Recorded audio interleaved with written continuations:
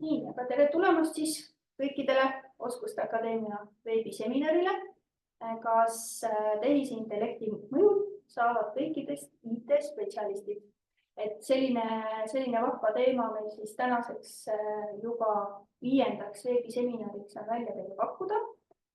Mina olen siis kutsekoha oskuste süsteemi arendusjuht Kerli Posoogina ja juhin tänast veebiseminari. Ja teeme siis sellise väikse sissejuhatuse ka teemasse. Nii.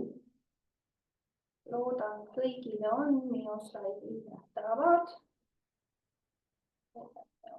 Jagan järgmist slaidi ka. Ehk siis sissejuhatuseks siis nii palju, et Oskuste Akadeemiat korraldame sellise projekti raames nagu Euroopa Sotsiaalfondi projekt kutsesüsteemi reform, kus me siis koostöös Haridus- ja Teadusministeeriumiga seda programmi veame ja ehitame seal üles Eesti oskuste süsteemi. Ministeerium töötab seal peaasjalikult õigusliku raamistiku kallal ja meie kutsekojas arendame siis erinevaid praktilisi lahendusi.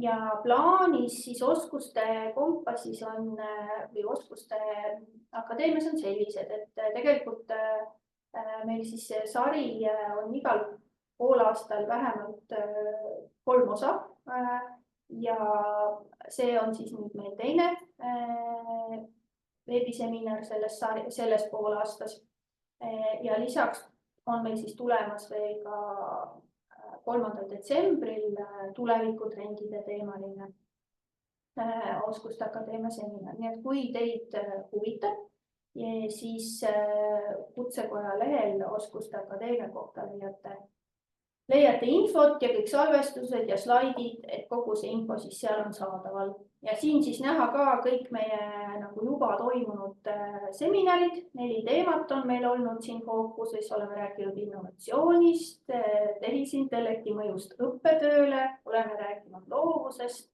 ja roheoskustest ja kestlikust mõtteviisist. Nii et sellised teemafookused on, nii et võite ka täna mõelda, et chati panna äkki mingi idee tuleb, mis teid huvitaks oskuste teemal. Väga hea oleks saada publiku ideid ka. Siis, kes veel ei ole kokku puutunud oskuste kompassiga, siis tõesti kui me räägime oskustest, siis oskuste kompass on see, kus te saate meie oskuste ja ametite kirjeldustega tutvuda, vaadata, mis tööturul, millised ametid siis meie on pidanud oluliseks kirjeldada. See ei ole veel täiuslik nimekiri, sinna tuleb muudkui juurde, et me oleme siin nagu öeldud selle projektiga arenduses. Aga tänaseks võtsin teile siis välja võtta, et üks eesmärk selle tänase Oskuste Akadeemia seminariga ongi tähelepanu juhtida IT-ametitele ja võtsin siis meie töövaldkonna väljavõtte Oskuste kompassis, et meil on kokku 34 ametit nüüd värskelt ka uuendatud.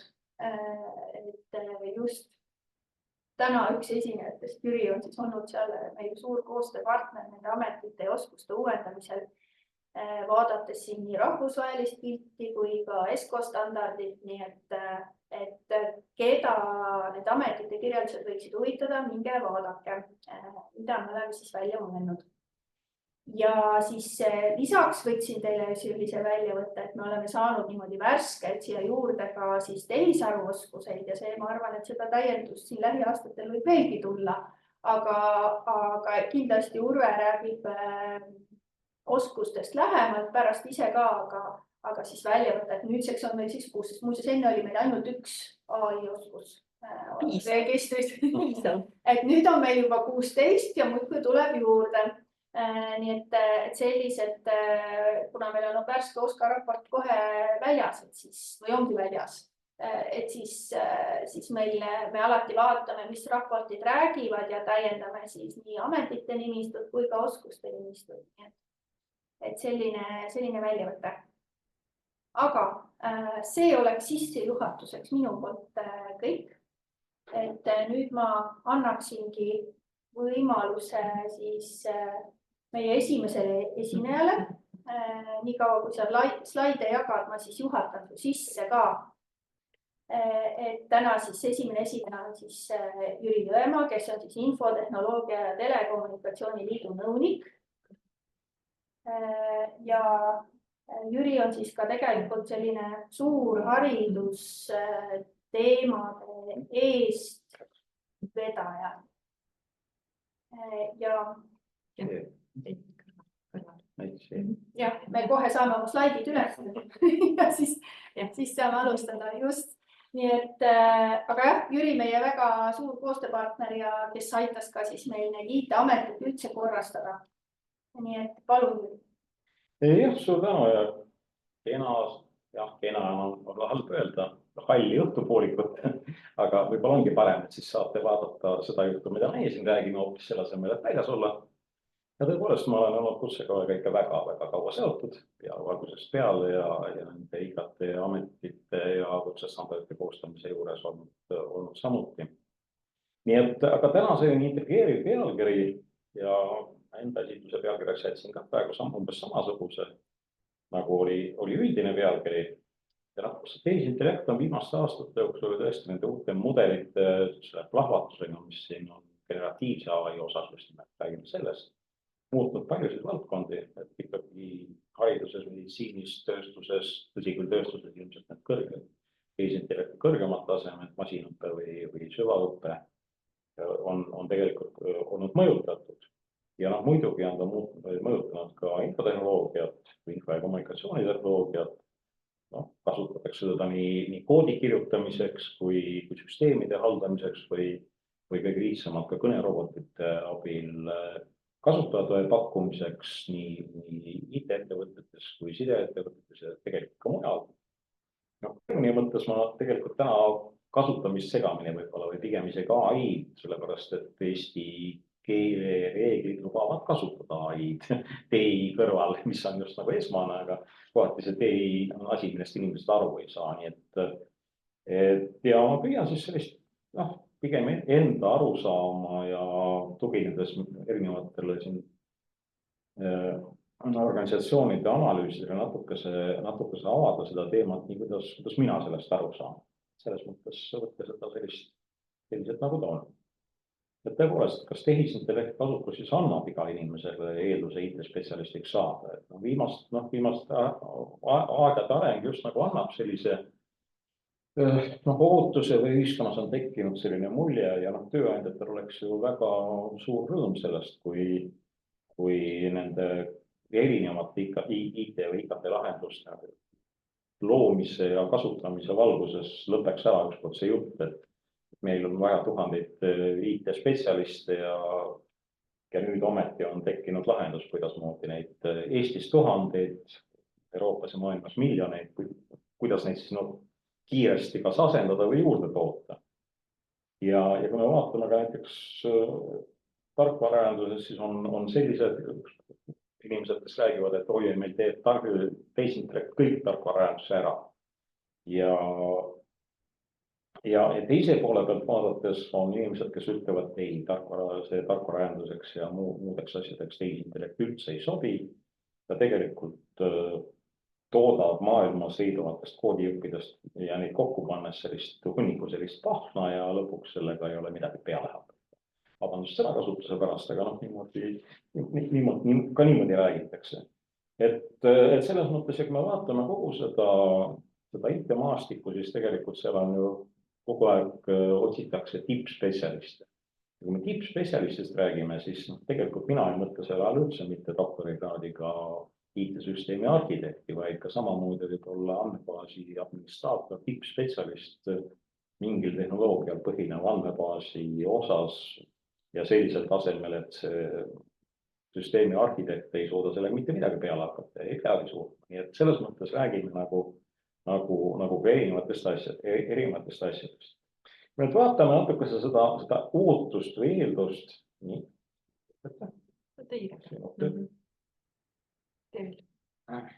Nii, on üks inimene ja tegelikult see hüpotees on siis selline, millest see pealkiri räägib.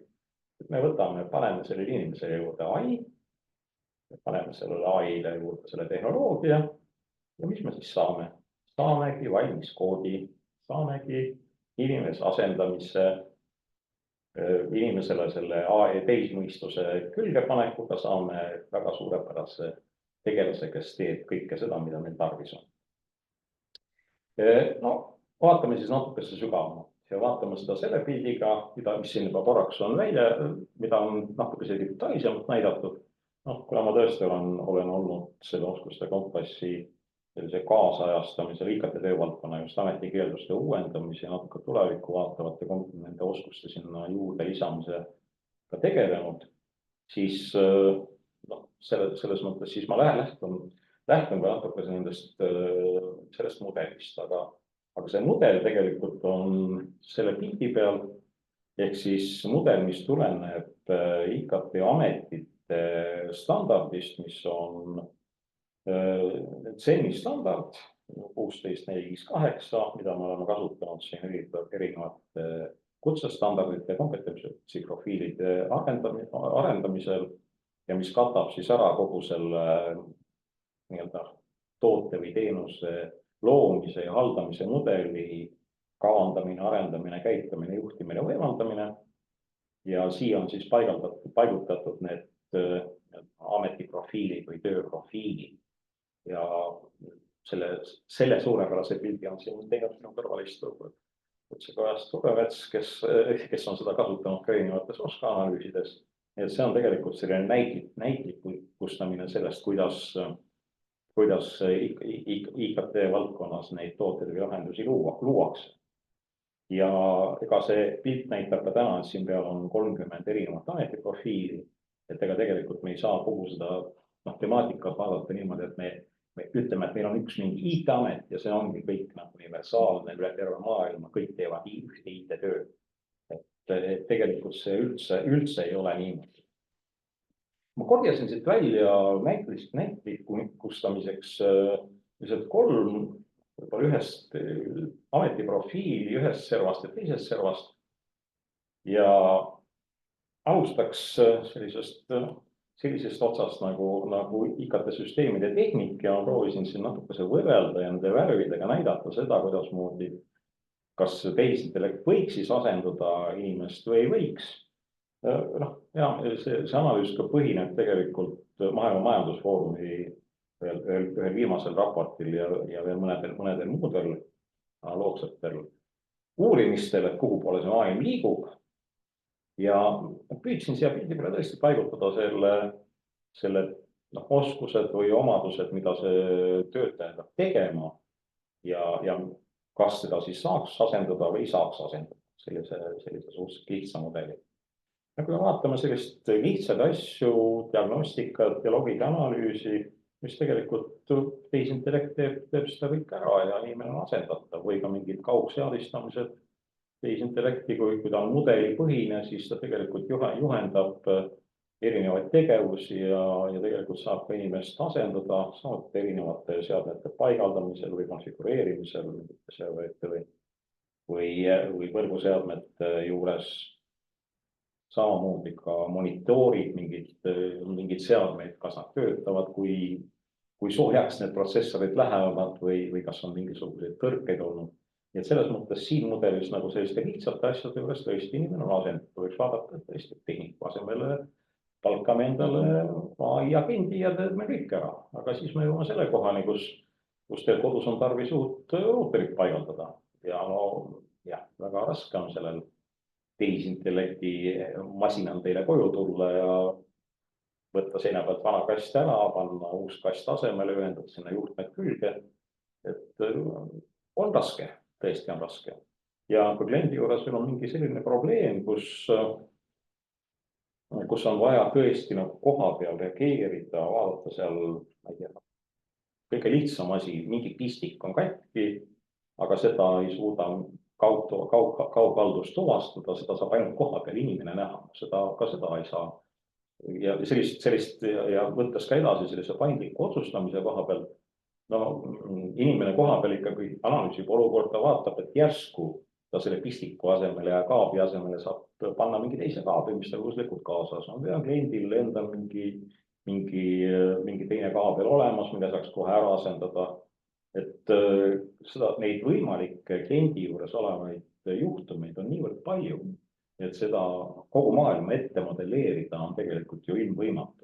Aga tegelikult seda ju vähemalt tänasel tasemel tehisintellekt teeb, ta eeldab ikkagi mingit mudelit, ta eeldab, võtab mingi mineviku kogemuse ja selle koha pealt nagu hindab olukorda. Ja võib-olla selline elementaarne asi, aga iga tööandja jaoks väga oluline tööohutuse tagamine, objektil kohal, inimene ikkagi vaatab, kui kõrgel tal kõrge see lagi on, millise nurga alla ta selle redeli paneb, et seda kaablit sinna seina peale panna, et väga raske on jällegi seda tehisintellekti nagu abivahendid selle koha peal rakendada. Kindlasti on see võib-olla võimalik ja võib-olla on see ka lähiajal võimalik, aga pigem vast ikkagi sellises kaugemas tulevikus. No, vaatame siis ka sellist mingis mõttes keskmist ametit kogu selles 30 plokis ja kõik, millest kõik räägivad, on tarkvaraarendus. Täna tõepoolest räägitakse no-codingust või low-codingust ja et mitte midagi oskav inimene võib suurepärase tarkvara luua, kasutades neid tööriistu. No kindlasti neid kasutatakse ja kindlasti on nad ka toimivad. Aga kui me vaatame natuke suuremas pildis seda, et tarkvaraarendaja ei ole mitte lihtsalt algoritmi järgi tegutsev inimene, kes vaatab, mis seal algoritmis on ja siis vaatab mingit mudelit ja siis selle järgi kirjutab seda koodi ja mõistmata üldse seda, miks ta seda teeb. Et see vana võrdlus, et ehitusmehe käest küsitakse, et mida sa siin teed, kas sa laod teise, et ei, ma ehitan maja. Et tegelikult me jõuame nagu selle koha peal samamoodi, et miks sa seda teed, mitte seda, et sul on tarvis 10 rida telisid päevas lauda. No siit edasi analüüsivõime, tõepoolest see tehisintellekti lahendused täna analüüsivad väga hästi ja väga suurtes mahtudes andmeid, saavad ka analüüsida koodi, aga inimene peab ikkagi olema see, kes lõpuks vaatab sellele otsa, kas see tulemus, mis sealt analüüsist tuleb, vastab nendele ärilistele või vajadustele või kliendi vajadustele. No detaili täpsus muidugi, see on AI abil väga lihtsalt või hästi tagatav, aga samas, kui asi läheb natuke loovamateks teemadeks, siis ega inimene ei suuda ühesõnaga tehisintellekt ei suuda inimest seal asendada, ta võib mingite väikeste nüanssidega võib kogu see süsteem väga palju muutuda ja see on selline inimese loominguline nagu arusaamine, mida ta teha saab. Ja süsteemse mõtlemise juures samamoodi tehisintellekt kindlasti aitab sellise struktuure luua, aga inimene peab mõistma, miks ja kuidas seda tehakse. Ja siin allpool need punased kastid, eks ole, tehisintellekt väga uudishimulikult ei ole, väga loov ka, et see ja eetika on see küsimus, kus inimene tegelikult peab üldse otsustama, milliseid lahendusi tarkvaraga lahendada või milliste lahenduste tegijaks AI sobib. Et ta ei rikuks või ei ületaks teatud eetilisi piire. Muidugi see AI eetika teema on maailmas väga suure teemana arutelul ja suured diskussioonid käivad selle üle, nii et eks see elab kindlasti oma elu ja jõuab ka mingisuguse lahenduseni, aga me ilmselt kreatiivse AI puhul ei saa sellest nagu väga palju rääkida, et see on ikkagi sellise kõrgema taseme tehisintellekti teema. Ja visioneerimine, ka see on ikkagi inimese roll, ka sellest tarkvaraarendusest, et vaadata seda suuremat pilti ja luua kogu seda arusaama, miks ja mida meil tarvis on. Nii et vaatasime korraks selle tarkvara poole peale ja vaatame siis ka veel suuremat pilti või rolli, mis on IT-arhitektuuri looja roll. Ja ka siin on samamoodi, et siin läheb see teema, see inimese asendamine juba veel rohkem nagu sellesse pilti, et tehniliselt võib tehisintellekt kõik ära teha, süsteem optimeerib ta ääretult hästi ja ka dokumentatsiooni saab koostada väga hästi. Tavaliselt ongi erinevate suurte süsteemide loomise juures põhimureks see, et süsteem tehakse valmis, aga siis lõpuks selgub, et oi, ka dokumentatsioon, on meil mõni praktikant siin, võib-olla ta kirjutaks meile selle kokku, et ei ole jah, okei, kui maja, siis on arendus ka, süsteem töötab ja ei olegi seda dokumentatsiooni valmis ja kui siis tekib olukord, kus järgmine inimene tuleb seda sama probleemi lahendama sellesse tarkvarasse suurde arhitektuuri mingit uut funktsionaalsust lisama, siis tekib täpselt see olukord, aga mis siin siis tehti, mis klots, millega kokku istus, kuhu ma selle sobitan, selle uue asja võrreldes selle vanemaga, sellepärast et varasemast ei ole mitte mingit jälge alles. Nii et selles mõttes on küll see jällegi see tehisintellekt annab hästi palju juurde, aga tegelikult inimene peab ikkagi andma sinna ülesande seda teha ja vaatama ka sellele otsa, kuidas seda kasutada saab. Ja selles nagu ametiprofiilis on väga palju selliseid strateegilise visiooni loomise roll, osapooltega suhtlemist, eesmärgi mõistmist ja tegelikult ka sellist visioneerimist, mis on väga paljuski ikkagi inimese rollid, et tõepoolest ka täna te võite ju suhelda tehisintellekti robotiga kas suuliselt või kirjalikult, aga ta annab teile väga viisakaid vastuseid, ei ütle mitte kunagi, pigem ütleb, et ja, väga tubli, kõik on hästi tehtud, leiame teise lahenduse, aga ta ei ütle teile kriitiliselt, et ei vabandust, aga see lahendus ei sobi sellepärast enamikel juhtudel.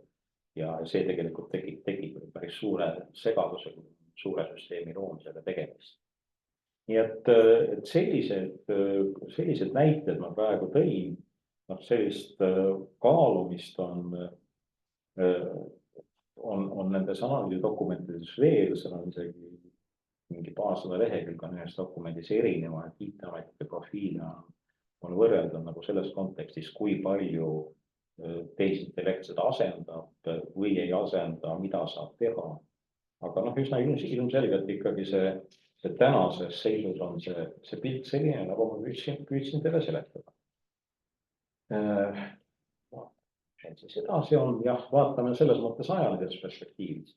Siin on üks maailma majandusfoorumi analüüs aastast 2021 või 2020, mis ta oli, tegelikult ta on juba selline toob nagu ette, et COVID-i pandeemia mõjul 50% töötajaid on juba ümber õpetatud aastaks 2025. Ma arvan, et see ikka päris niimoodi tänaseks ei ole, et need inimesed on ümber õppinud, et mingid ametid on ära kadunud, võib-olla isegi ma võtan nagu sammukesest edasi. Et tegelikult selle 4 või 5 aastaga ei ole nii suurt pööret juhtunud. Ja eks sellel on selline teoreetiline alus. On olnud märkajaid ja Ameerika üks futuroloog ja arvutiteadlane Roy Amara tegi sellise tähelepaneku, mida tuntakse siis täna Amara seadusena, et me ülehindame tehnoloogia mõju lühikeses perspektiivis ja alahindame selle mõju pikas perspektiivis. Ehk siis ootused on lühikeses ajas hästi kiirete muutuste osas ja me tegelikult ei taju, millal see tegelikult juhtub, see suur muutus. Ja siin on ka äris nende uute tehnoloogiate kasutamisel praegusel hetkel, kui vaatame, 2002 tuli nende uued tehisintellekti mudelid välja. Praegu on ta kusagil sellise arengukõvera mingis järjest tuleb neid uusi mudeleid, uusi versioone kuskil tõusu osas. Ilmselt mingil hetkel tekib see, kuidas öelda siis, kainenemine, et ja mõeldakse järgi, mida tegelikult teha saab ja kindlasti saab paljusid asju teha. Siis toimub kindlasti mingi langus, aga siis, kui nagu need mudelid ja kogu see teadmus edasi areneb, siis kindlasti tuleb sealt tõus, mis on oluliselt kõrgem tõus ja see tõus kõrgemale tasemele, kui me täna tegelikult üldse oodata või oskame. Nii et ilmselt see on meil sellises lühikese ja pikaajalise arengu perspektiivis tehtav võrdlus ja eks inimesed ka ju arenevad ja inimene on arenenud aastatuhandeid ja praegu on väga palju muutusi toimunud aastatega, isegi väga palju.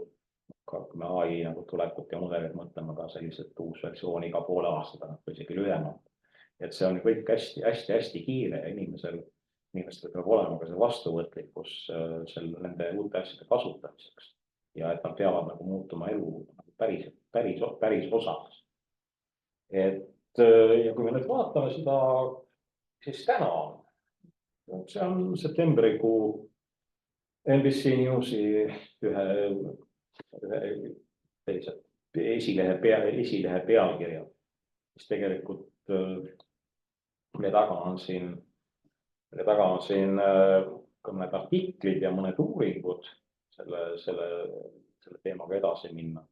Et tegelikult väga palju AI poolt toodetud just tarkvara jõuab ikkagi ettevõttesse tagasi ja ettevõte peab kasutama selleks nüüd nii-öelda kõrgema taseme või kõrgema kvalifikatsiooniga spetsialiste selleks, et see tarkvara uuesti nagu korralikult tööle panna ja käiku anda.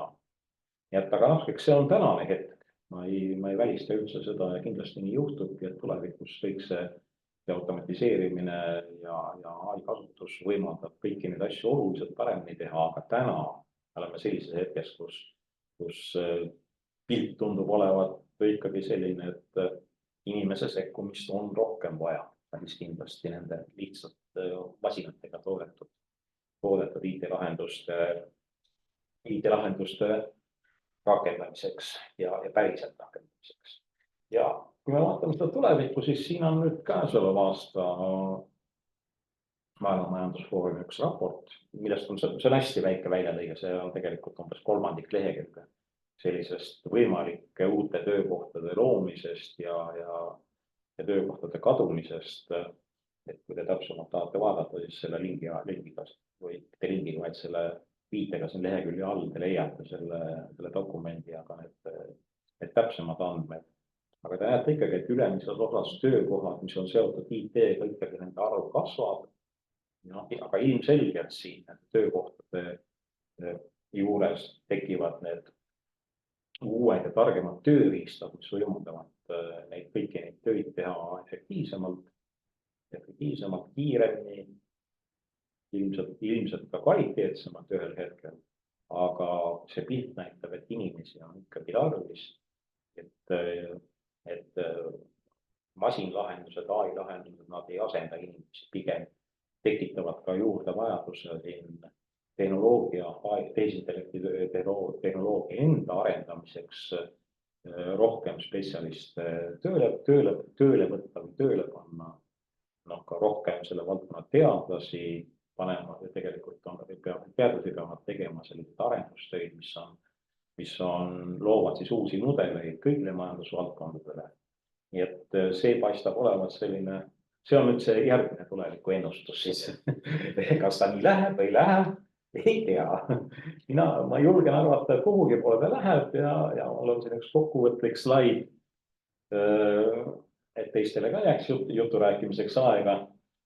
Et ilmselgelt AI teeb ära suure osa neid asju ja neid töid, kuidas, kui inimene ütleb, kuidas teha, siis ta teeb need ära, ta teeb need perfektselt ära, aga inimene ei suuda täna veel seda ilmselt need mudeleid või neid ülesandeid nii hästi püstitada, et saavutada seda 100% ülesande täitmist, aga inimesele on ikkagi jääb praegusel hetkel see osa või ka hiljem tulevikus osa, et miks tehakse, millele me tehakse, mis on see eesmärk, kuhu me siis peame liikuma, mis on see tulemus, mida see klient meil tootab, ka teised inimesed ootavad meilt, kui me mingit tööd, lahendust, asja teeme, toodame, nii et see on tegelikult ikkagi see inimkeskne mõtlemine siin juures, et tehakse asju inimeste jaoks, tehakse teenused inimeste jaoks.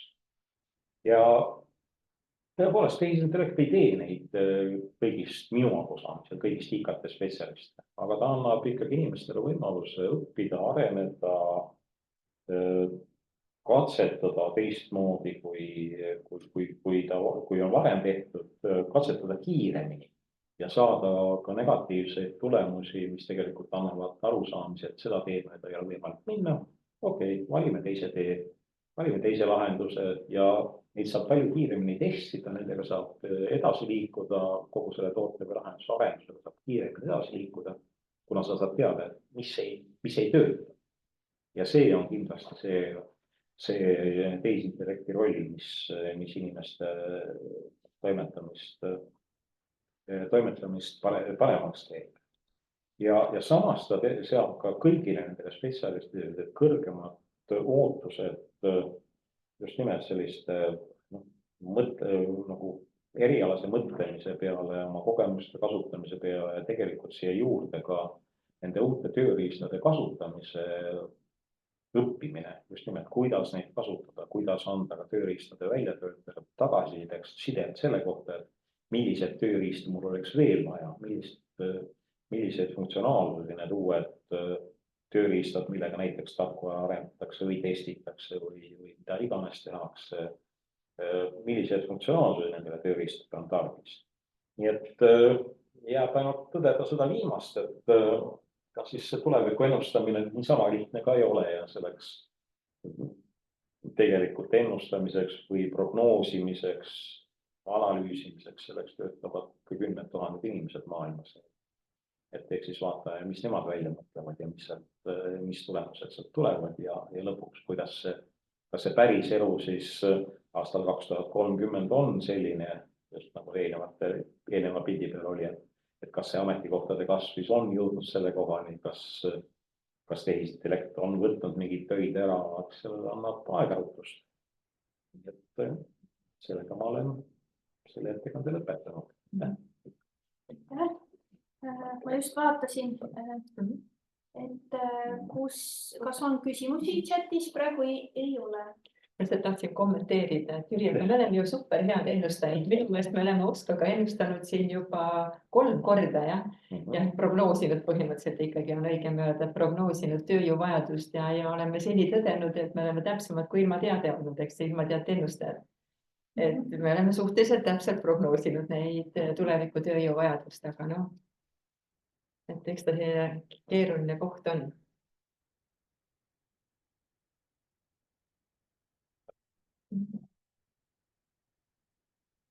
Aga kas me läheme kohe edasi või kuidas plaan on? Chatis oli küsimusi? Ei olnud, aga ma võin siis ühe küsimuse siia vahele küsida, võib-olla hoopis Urve vastab igav kuni slaidid üles saada. Kui palju see üldse mõjutab see meeletu kasutamine ära lahku? Et kui palju üldse mõjutab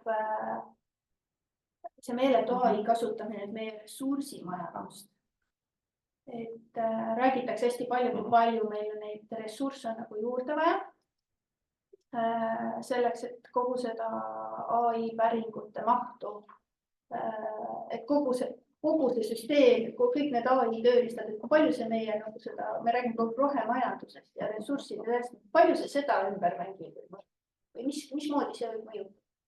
Tegelikult siin seda on ju analüüsitud juba lihtsalt mitte AI juures, vaid tegelikult kõigis kogu selle automatiseerimise või digitaliseerimise juures ja nende andmekeskuste tulekuga.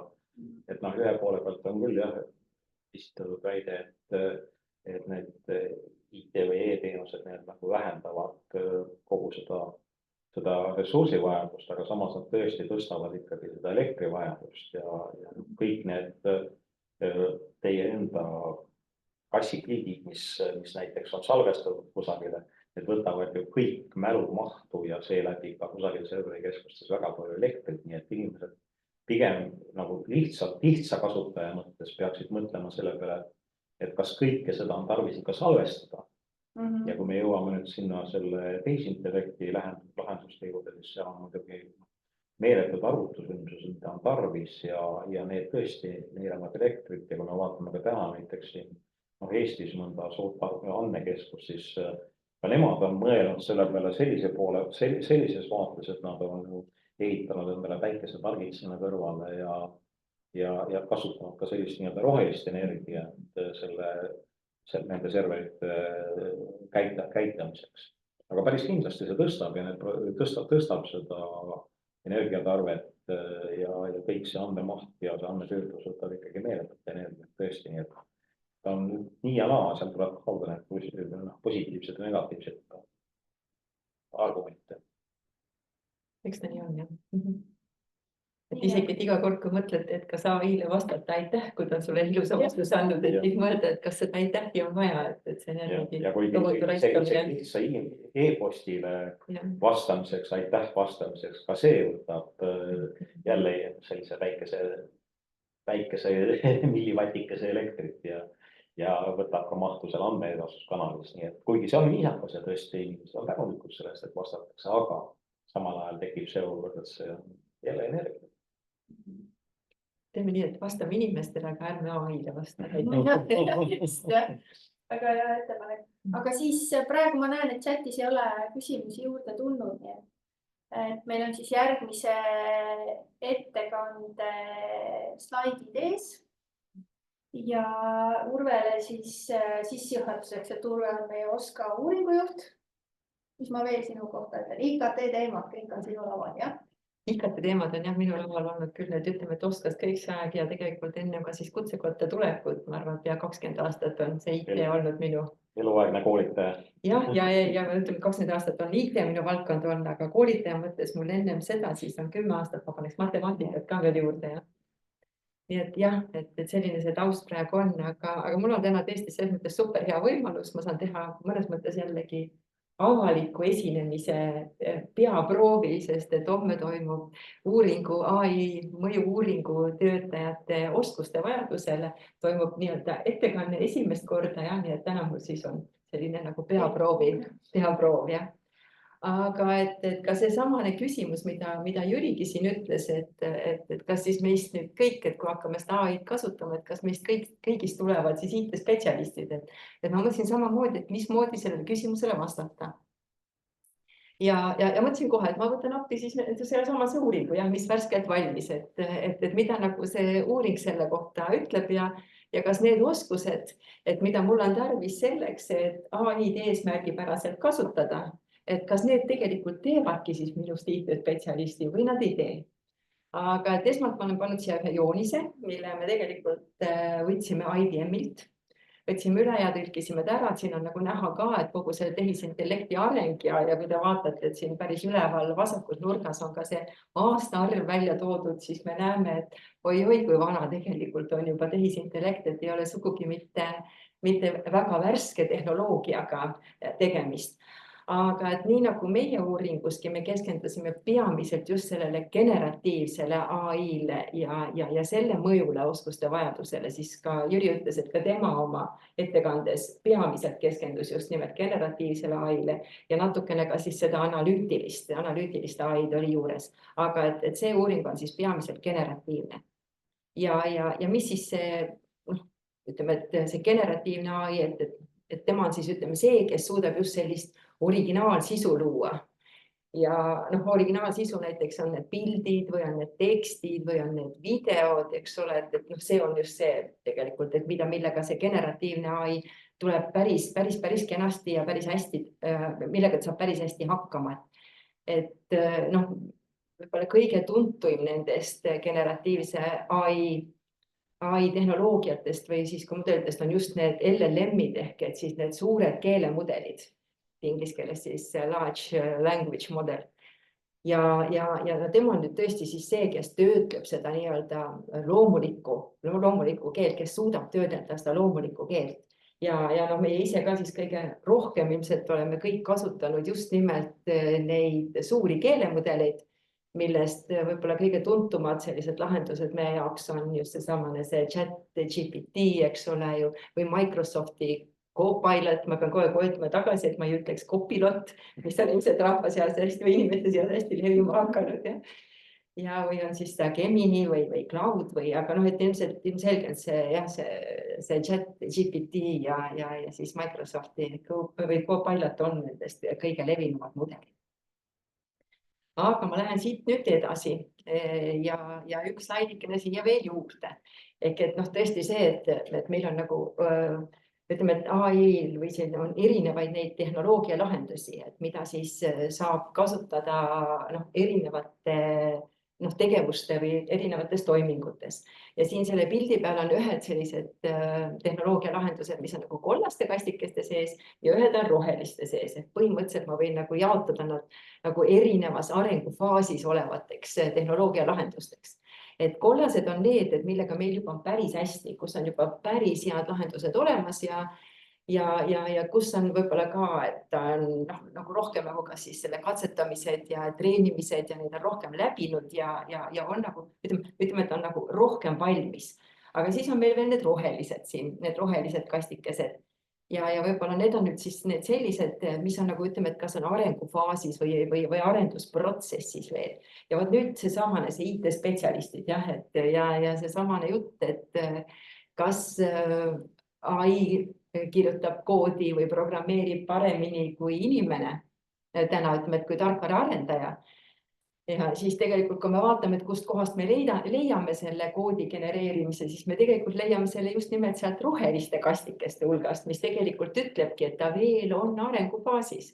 Nii et jah, et võib-olla tõesti mingi aja pärast ta ilmselgelt teatud asju teeb paremini, sest et see areng siin, ütleme kogu selles AI osas, mis on nende viimaste aastatega toimunud, on kindlalt olnud hüppeline.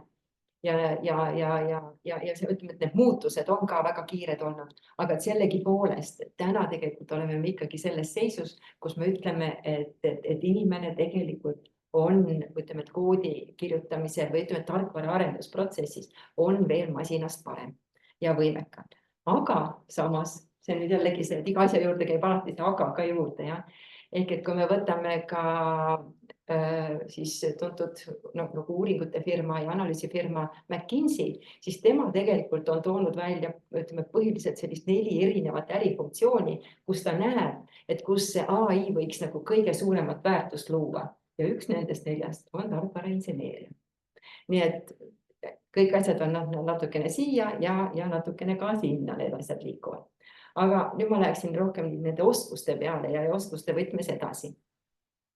Et ka meie enda uuringus, kust me neid oskusi ikka võtsime, et me tegelikult käisime nagu erinevad etapid läbi ka, et vaatasime ja uurisime erinevaid dokumente, uuringuid, analüüse, mida kõike, et kas kuskil on olemas sellist head komplekti AI oskusi, et mida saaksime me siis siin Eestis kenasti üle võtta, et mis on need olulised ja vajalikud. Aga tegelikult me ei leidnud päris head ja sellist meile, nagu ütleme, et sellist sobivat lahendust ei leidnud. Ja ma arvan, et põhjus on üks asi on ka see, et kui mingi asi oli valmis tehtud, siis ta sobis sinna hetkesse. Aga see, kus me täna oleme, on juba natukene teine situatsioon, on juba natukene teine hetk.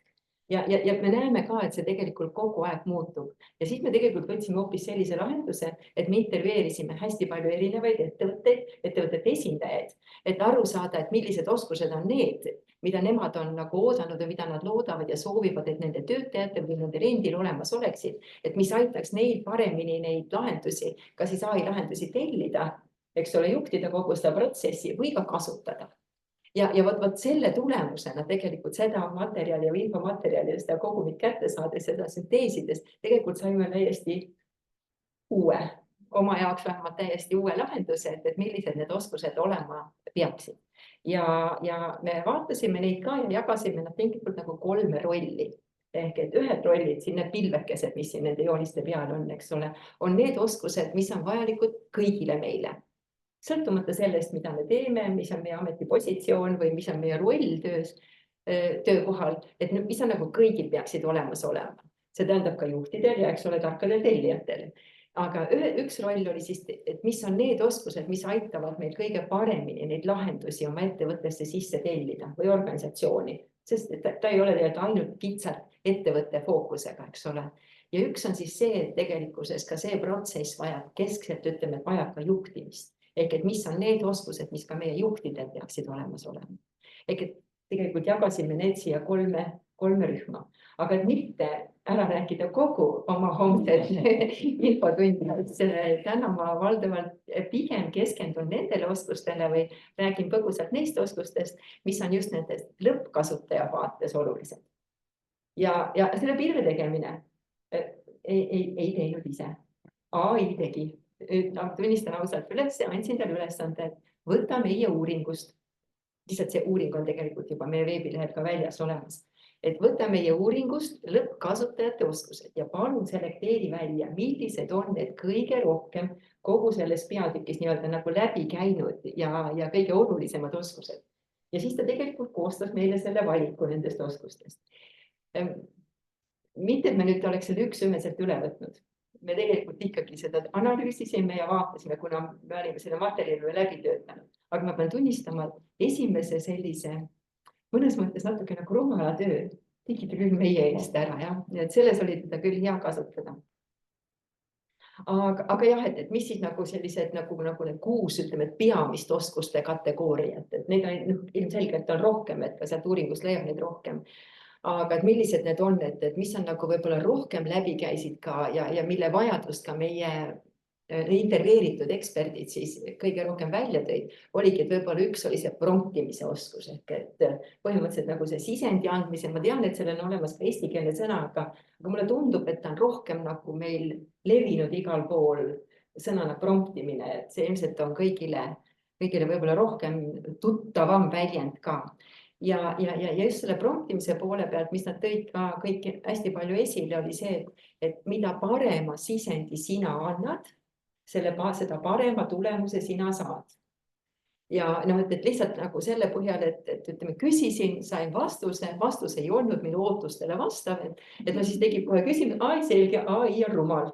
Aga tegelikult on ikkagi see, et ta ei ole mitte rumal, ta ikkagi hästi palju sõltub sellest, mida ma talt küsin, mismoodi ma talt küsin, millist sisendit ma talle juurde annan, kui palju ma nagu seda konteksti talle sinna juurde lisan. Ja siis ongi küsimus, et me peame järelikult õppima küsima, me peame õppima neid prompte koostama, aga teate, kes on kõige parem prompti kirjutaja? AI ise. Tegelikult, mida hästi palju juba kasutatakse, et sa paned seda infot hästi palju ja palud AI-l enda koostada enda jaoks prompt. Ja ta koostab väga hea kusjuures. Aga veel üks seik tuleb sellega meelde, et kui me intervjueerisime, siis üks intervjueeritav ütles, et suure tõenäosusega, kui teie uuring valmis saab, ei pruugi see promptimine enam üldsegi olla nii esmatähtis oskus, et ka see võib-olla juba ajas hakkab muutuma, nii et äkki ongi juba natukene muutunud. Aga lisaks sellele promptimisele, et mida tahaksid veel välja tuua, et millise oskuse on seesamane hallutsineerimise, ja kuda nagu ära tunda, et millal AI hakkab usutavaid valesid mulle andma. Ehk et seda ta teeb ja ilmselt kui te kõik panete kas või samad küsimustele 3 korda, te saate suure tõenäosusega hästi erinevad, aga te võite saada erinevad vastused.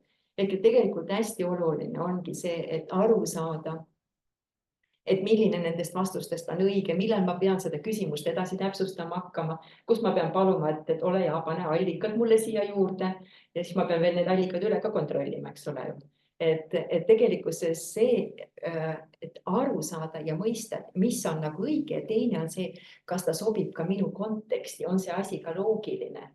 Et need on ilmselt need momendid, mida tegelikult kõik me ilmselt ise peame, millele me peame ise hästi tähelepanu pöörama. Et ma ei saa öelda, et usalda, aga kontrolli, ma tegelikult tahaks seda ümber sõnastada, et kasuta, aga kontrolli. Et võib-olla nagu see võtti siia poole veel juurde. Ja võib-olla ühe oskuse tooksin veel esile ja see on ikkagi see samane, mis puudutab meil turvalisust. Et see turvalisuse ja andmekaitsega seotud teemad on ka lõppkasutajate vaates hästi olulised. Ma arvan, et me kõik juba täna teame seda, et mis on nagu turvaline, kuidas internetis turvaliselt käituda. Me enamasti teame seda kõik. Me saame aru, et ettevõttes missugust infot me väljapoole jagada põhimõtteliselt ei tohi, et mida me peame nagu hoidma enda sees, et mis on konfidentsiaalne info, mis ei ole. Et me tegelikult seda teame, aga et kuhu nüüd teinekord just nimelt see AI kasutamine on takerdanud, on see, et inimesed teavad seda, aga siis neil tekib küsimus, aga mida nad AI-sse tohivad anda, mida nad tohivad nendesse suurtesse keelemudelitesse anda, sisestada ja mida mitte, mille puhul ma saan kasutada, millist infot ma tohiksin võib-olla sisestada nendesse keelemudelitesse, mis on minu ettevõtte vajaduste põhiselt kohandatud ja kus see info väljapoole ei liigu. Ehk et tegelikult sellest arusaamine on hästi oluline. Ja see on ilmselt see üks koht ka, kus tegelikkuses tulevad mängu ka ettevõtete juhid, et kes tegelikult peaksid need reeglid või ka need head tavad või need sammud ette ütlema, et mida me tegelikult tohime teha ja mida me ei tohi, milliseid andmeid tohime sinna sisestada ja milliseid ei tohi. Et noh, need on hästi olulised momendid tegelikult selle AI kasutamise juures, aga lihtsalt mitte jääda sinna kinni, et ma natukene pelgan, et ma ei tea, mida nagu tohib panna, kus ma lähen andmekaitse nõuetega vastuollu või noh, et sinna nagu ei peaks kinni jääma, vaid tegelikult ongi, need on ilmselt need head kohad, need kohad, mis tuleb selgeks rääkida ja ka paika panna, et ära fikseerida. Ja noh, AI puhul me kasutame Excelit, eks ole, me kasutame PowerPointi ja Wordi, need on põhimõtteliselt, ütleme, karbitooted, me teame neid, eks ole, meile teada lahendused. Aga AI puhul me ei saa öelda, et ta on karbitoodes, et tema on tõesti see, et oli see viimses reliikvias see lause, et eile ei olnud või homme ei ole see, kes ma olen täna ja eile ei olnud see, kes ma olin, ma ei tea, homme või kuidas ta täpselt oli. Et ta tegelikult kogu aeg areneb. Aga see tähendab seda, et ka meie peame ise kogu aeg õppima ja olema valmis tegelikult selleks, et me ei saa nagu seisma või paigale jääda ja et me peame tegelikult selle asjaga, ütleme, et kokku kõigi nende teemadega kaasas käima ja ka edasi liikuma ja juurde õppima. Et need on ilmselt sellised olulised põhimõtted. Aga need on hästi põgusalt, ma siit võib-olla mõne sõnaga lihtsalt tõin välja need mõned oskused siia juurde, aga et jah, et võib-olla mis on kokkuvõtvalt seal nende lõppkasutajate või siis ka üldse ja oskuste puhul ka, mis on tarkade tellijate ja võib-olla ka juhtide puhul, et mida tahaks nagu rõhutada, on see, et nüüd ma tulen jällegi pealkirja juurde tagasi, et kas meist saavad IT-spetsialistid, et kui me nagu tegelikult praegu vaatame neid oskusi, millest ma rääkisin, eks ole, et üks oli see promptimine, mis on tegelikult ju küsimuste esitamise oskus, olete nõus? Teine oli see hallutsineerimise äratundmine, mis on tegelikult kriitiline mõtlemine. On ju, eks ole, ju tegelikult õppimisoskus. Eks ole ju, siis on kohanemisoskus. Ehk tegelikult, kui me nagu vaatame, et mida kõike selleks on tarvis, suures osas kindlasti siin on osad küll, mis on nagu nii-öelda nagu digioskused, eks ole, et ma oskan neid vahendeid kasutada. Aga kui ma tegelikult vaatan, et millised oskused nagu mängu tulevad, siis ma pean tunnistama, et üldoskused. Et jah, et vastus natukene ka sellele küsimusele. Ei, meist ei saa IT-spetsialiste. Meist saavad väga sellised head, mõistlikud ja nutikad AI kasutajad tänu sellele, et meil on olemas head üldoskused. Et jääme ikka igaüks oma liistu juurde ja proovime kasutada seda AI-d selleks, et ta seda, mida mina nagu kõige paremini tean, et ma sellest saaksin nii-öelda nagu oma tegevustele juurde seda lisapanust või ta võimestaks mind nende asjade tegemisel. Aga nüüd on reklaamihetk ja see reklaamihetk on siis homme toimuv infotund, kus me koos Anneli Leemetiga räägime siis, et millised on need oskused, mida siis tehisintellektist tulenevalt on meil tarvis teada ja osata. Aga lisaks sellele me tegelikult räägime siia juurde ka natuke statistikat ehk et vaatame, et kuidas Eesti AI kasutuses positsioneerub võrdluses teiste riikidega, et kas me oleme maha jäänud, oleme Eesti nagu liiderriigid või kuidas me seal paigutume ja ka seda, et näiteks, et millistel tegevusaladel kõige rohkem ja kõige enam tegelikult AI-d kasutatakse. On see IT? Või on see hoopis tükis tööstusvaldkond või hoopis tükis näiteks kultuur ja meelelahutus.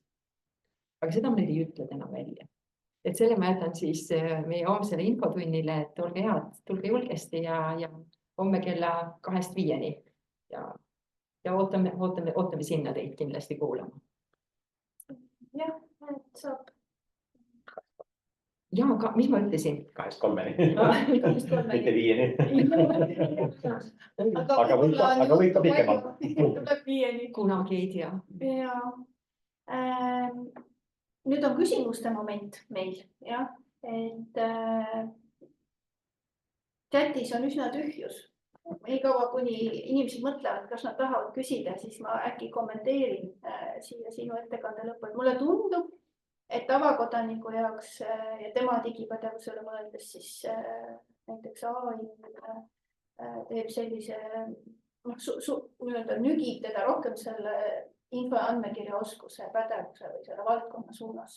Et ta nagu ei saa enam sellest kuidagi mööda vaadata, et nüüd see lõhe läheb veel suuremaks, et kui sa juba enne ei osanud head otsingut teha, et siis sa jääd sellest AI võimalusest ka nagu maha, et sa ei tule toime temaga, et see on mis minu arust kogu nii-öelda elanikkonda päris palju mõjutab, vähemalt neid, kes peaksid kasutama.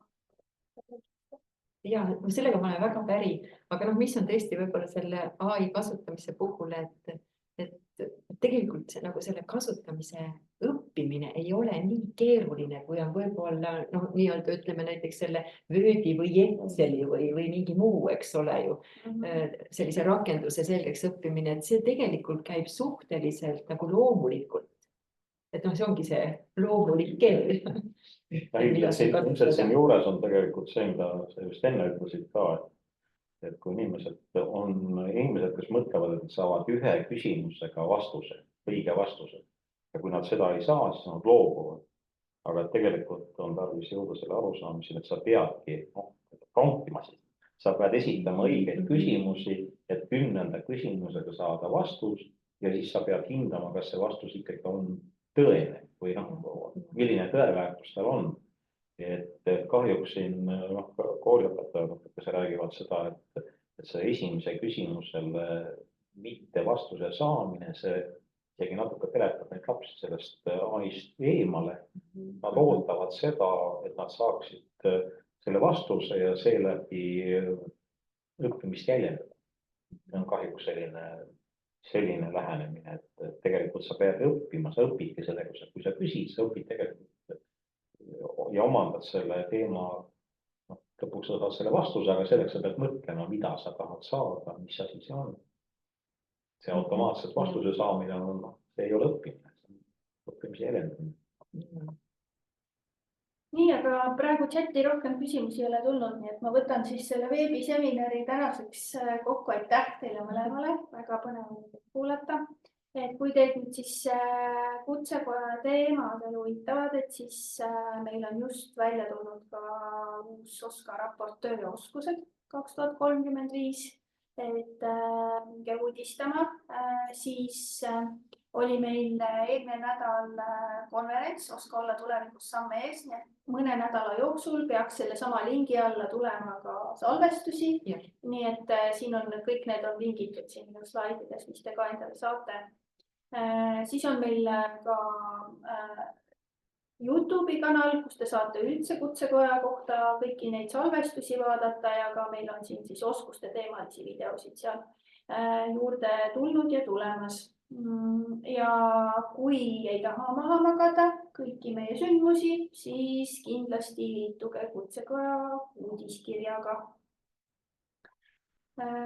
Ja siis tänan kõiki, et leidsite aega ja suur tänu.